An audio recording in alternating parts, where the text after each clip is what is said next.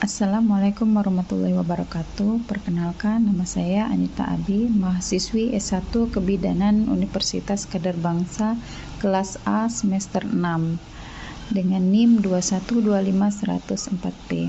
Di sini saya akan melakukan KIE pada pasangan calon pengantin untuk persiapan kehamilan. Untuk memenuhi tugas mata kuliah asuhan kebidanan, pranikah, dan prakonsepsi. Selamat menyaksikan. Oh ya, salam. Silakan masuk Pak, Bu. Kita lihat pintunya. Ada apa Bapak Ibu? Ada yang bisa saya bantu? Begini dan rencananya kan kami mau menikah, jadi mau nanya apa persiapan untuk kehamilan. Gitu ya Pak Bu. Sebelumnya bisa kita timbang dulu ya Bu ya. Di situ timbangannya coba. Silakan Bu. Hasil timbangan berat badan Ibu tadi 46 kilo Bu ya. Yang tinggi badan 150 cm.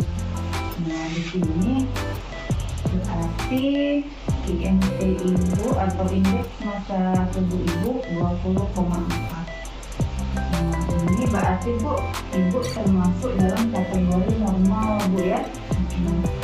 Kalau masuk dalam kategori kurus atau dan sangat kurus itu dapat mengakibatkan gangguan pertumbuhan dan perkembangan janin. Begitu juga dengan obesitas, apabila indeks massa tubuhnya berlebihan itu juga dapat menyebabkan hipertensi dalam kehamilan dan infertilitas. Alhamdulillah indeks massa tubuh tadi dalam kategori normal. Jadi untuk persiapan kehamilan. Nah di sini untuk persiapan kehamilan baik ibu maupun bapak harus memperhatikan asupan gizinya ya, itu dengan cara mengkonsumsi makanan yang bergizi seimbang, tidak monoton yang itu saja.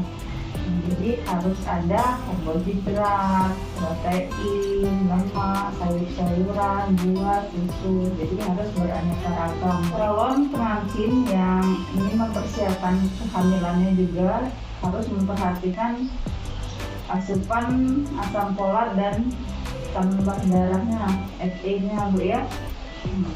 Untuk persiapan kehamilan yang sehat tadi kan harus minum tablet tambah darah Bu ya, dan asam folat seminggu sekali untuk mencegah anemia dan kekurangan bergizi. Kalau ibu anemia itu berbahaya buat ibu dan janinnya nanti Bu ya. Anemia ini kan kondisi di mana kadar Hb ibu di dalam darah kurang dari 12 mg per ml. Ini anemia ini sering dialami oleh perempuan dikarenakan perempuan itu mengalami siklus menstruasi yang menyebabkan calon pengantin dikhawatirkan akan terkena anemia, sehingga tadi disarankan untuk rajin minum tablet tambah darah yang mengandung asam folat juga ya seminggu sekali. Nah, ada pun tanda-tanda anemia antaranya lelah, letih, lesu, lunglai atau yang biasa kita kenal dengan limah. Terus sering mengeluh pusing dan mata berkunang-kunang. Itu juga tanda dari anemia. Untuk dampak anemia pada ibu hamil yaitu pertumbuhan janinnya terhambat ya, jadi janinnya tidak berkembang dan tidak sesuai dengan usia kehamilan. Usia kehamilan itu sudah 8 bulan tapi janinnya masih kecil ya, itu karena janinnya tidak berkembang atau berkembang. Bayi dengan berat lahir rendah, normalnya berat badan bayi itu 2,5 kg Bu ya. Nah ini dikarenakan ibunya terkena anemia bisa kurang dari 2,5 kg. Bayi lahir sebelum waktunya itu dampak anemia. Bayi mengalami kelainan bawaan, anemia pada bayi yang dilahirkan. Jadi bayinya juga bisa mengidap anemia kalau ibunya terkena anemia. Selanjutnya menyebabkan risiko pendarahan saat melahirkan. Nah, jadi kan bahaya Bu ya kalau ibu ataupun calon pengantin yang ingin hamil bila terkena anemia. Jadi memang perlu diantisipasi dari sedini mungkin. Anemia tadi dapat dicegah dan diatasi dengan cara mengkonsumsi makanan bergizi seimbang yang tinggi kadar Fe-nya banyak Bu ya. Bisa dari sayuran, bayam. Selanjutnya untuk penyakit-penyakit yang perlu diwaspadai selain anemia itu ada hepatitis B Bu ya Pak ya. Nah, hepatitis B ini adalah peradangan hati yang disebabkan oleh virus hepatitis B. Virus hepatitis B ini dapat ditemukan dalam cairan tubuh penderita seperti perolehan darah, cairan-cairan plastina, cairan vagina, dan cairan tubuh lainnya. Gejala hepatitis ini tidak khas, bahkan sering tanpa gejala. Jika muncul gejala, seringkali sudah terlambat, sudah sirosis, bahkan kanker hati, sehingga hepatitis sering disebut sebagai silent killer atau pembunuh yang tanpa gejala ya. Nah, gejala yang timbul di sini bisa demam, mual, muntah, dan eskalula. Sedangkan untuk faktor resiko penularan hepatitis B ini biasanya vertikal 95% dengan penularan dari ibu hamil pengidap virus hepatitis B ke bayi yang dikandung atau dilahirkan, itu untuk penularannya. Hubungan seksual tidak aman dengan pengidap hepatitis B, transfusi darah bisa dengan penggunaan jarum suntik yang bergantian dan terkontaminasi virus hepatitis B. Nah, untuk pencegahan hepatitis B pada catat ini diantaranya menghindari faktor resiko penularan hepatitis B, imunisasi hepatitis B. Nah, jadi imunisasi hepatitis B itu bisa untuk mencegah hepatitis B pada catat. Bila sudah terdeteksi hepatitis B, segera konsultasi ke dokter Pak Bu ya. Nah, hepatitis B ini dapat menular melalui hubungan seksual maupun dari ibu hamil ke bayinya. Selanjutnya penyakit yang perlu diwaspadai diabetes mellitus Bu ya. Nah, diabetes mellitus atau sering kita sebut penyakit gula ya, merupakan penyakit kronis yang ditandai dengan peningkatan kadar gula dalam darah sekitar lebih dari 200 mg per dl pada pemeriksaan gula darah sewaktu. Nah, gejala diabetes mellitus di sini biasanya banyak minum, ya. Biasanya banyak minum, banyak makan, dan sering kencing, terutama pada malam hari. Mudah lelah dan mengantuk, penglihatan kabur, berat badannya menurun drastis. Meskipun nafsu makannya mengalami peningkatan. Nah, kalau dia terdapat luka, susah sembuh, ya, Pak ya. Nah, terus masalah pada kulit, biasanya penderita diabetes itu mengalami gatal-gatal, iritasi, dan lain-lain. Sedangkan dampak diabetes mellitus dalam kehamilan sendiri banyak Bu ya, Pak ya. Berat badannya bisa lebih besar dari biasanya dan tidak normal Bu ya. Bayi berisiko mengalami hiperbilirubin atau bayinya kuning. Terus peningkatan resiko kelahiran prematur atau lahir sebelum waktunya. Terus peningkatan resiko hipertensi dalam kehamilan, peningkatan resiko diabetes pada kehamilan berikutnya, jadi bisa berulang ya. Terus bayinya berisiko mengidap diabetes saat dewasa, jadi ini merupakan penyakit yang menurun ya. Penyakit yang perlu diwaspadai ada malaria. Nah, malaria ini disebabkan oleh kelompok parasit Plasmodium yang hidup dalam sel darah merah. Penularan penyakit malaria ini melalui gigitan nyamuk Anopheles betina, biasanya terinfeksi parasit Plasmodium. Malaria juga dapat ditularkan melalui transfusi darah, jadi tidak hanya dari gigitan nyamuk ya Pak ya. Bisa dilihat juga transfusi darah yang terkontaminasi parasit Plasmodium. Malaria tidak dapat ditularkan secara kontak langsung dari satu manusia ke manusia lain. untuk dampak malaria pada calon pengantin, biasanya menyebabkan anemia, Bu ya, Pak ya. Nah, kalau dia kena anemia tadi seperti yang saya jelaskan, bisa menyebabkan keguguran, pendarahan pada ibunya. Untuk pencegahan malaria pada caten sendiri, yaitu dengan cara menggunakan kelambu saat tidur, ya. Jadi ibunya nanti pakai kelambu, tutup pintu dan jendela menggunakan kawat atau pasang.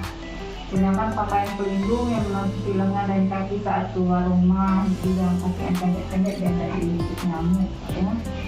Gunakan obat atau krim anti nyamuk untuk pencegahan. Selanjutnya ada TOTS, Bu ya. TOTS ini adalah penyakit yang disebabkan oleh toksoplasma, rubella, cytomegalovirus, dan herpes simplex, serta virus lainnya. Untuk penularan ini dari konsumsi makanan dan sayuran yang terkontaminasi virus TOTS dan tidak dimasak sempurna. Karena makanan atau sayuran ini dapat terkontaminasi dari virus TOTS dari kotoran hewan seperti kucing, anjing, ayam, burung, dan lain-lain. Kan kita tidak tahu produk makanan yang kita makan itu terkontaminasi atau tidak, jadi harus dimasak benar-benar matang. Nah, penularan pasifnya itu dari ibu hamil. Nah, dari ibu hamil pengidap TOTS ke janinnya, jadi bisa menurun ke bayinya, ya. Nah, sedangkan untuk dampak TOTS pada caten ini infertil, baik laki-laki maupun perempuan. Jadi ibunya susah hamil, itu bisa juga dikarenakan adanya virus TOTS dalam ibu. Terus jika ibu hamil nanti dapat mengakibatkan kecacatan pada janin. Nah, jadi berbahaya benar, Bu ya. Bisa menyebabkan kecacatan, misalnya kelainan saraf, mata, telinga, otak, yang menyebabkan anak nanti mikrosepal atau hidrosepal, tidak ada tempurung maupun kepalanya yang besar itu. Kelainan paru-paru, limpa, terganggunya fungsi motorik. Nah, selanjutnya penyakit genetik yang mempengaruhi kehamilan dan kesehatan janin itu ada thalassemia. Nah, thalassemia ini merupakan penyakit kelainan sel darah merah akibat kekurangan protein pembentuk sel darah merah yang menyebabkan sel darah merahnya mudah pecah sehingga penderita mengalami kurang darah berat yang dapat mengancam jiwanya. Deteksi dini thalassemia ini pada caten yang memiliki riwayat penyakit keluarga dengan anemia atau pasien thalassemia. Jadi kalau ibu memiliki ataupun suami memiliki riwayat thalassemia, jadi harus di screening benar-benar, Bu ya. Adapun biasanya penderita thalassemia itu pucat dan lemah. Ada riwayat transfusi darah berulang, pemeriksaan darah dan analisis HB-nya didapatkan dengan kadar HB-nya rendah. Nah, sedangkan dampak thalassemia pada calon pengantin ini jika kedua pasangan caten merupakan pembawa sifat thalassemia dan telah hamil, maka beresiko, Bu ya, 25% loh melahirkan anak dengan thalassemia mayor. Jadi bisa menurunkan pada bayinya nanti. Sedangkan untuk pencegahan thalassemia bagi caten itu dengan cara screening thalassemia sedini mungkin atau sebelum menikah. Genetik selanjutnya adalah hemofilia, Pak Bu ya. Hemofilia ini adalah penyakit atau gangguan faktor pembekuan darah dalam tubuh yang menyebabkan pendarahan sulit berhenti atau berlangsung lebih lama. Jadi kalau penderita hemofilia ini terluka dan mengeluarkan darah ini agak susah berhenti, Bu ya. Ini menyebabkan pendarahan terus menerus. Nah, penyakit ini bisa menurun, Bu ya, diturunkan oleh salah satu atau kedua orang tua pada anak kandung dan keturunannya. Pada wanita, kelainan ini bersifat resesif sehingga pembawa sifat, sedangkan pada laki-laki dapat muncul gejala ringan hingga berat.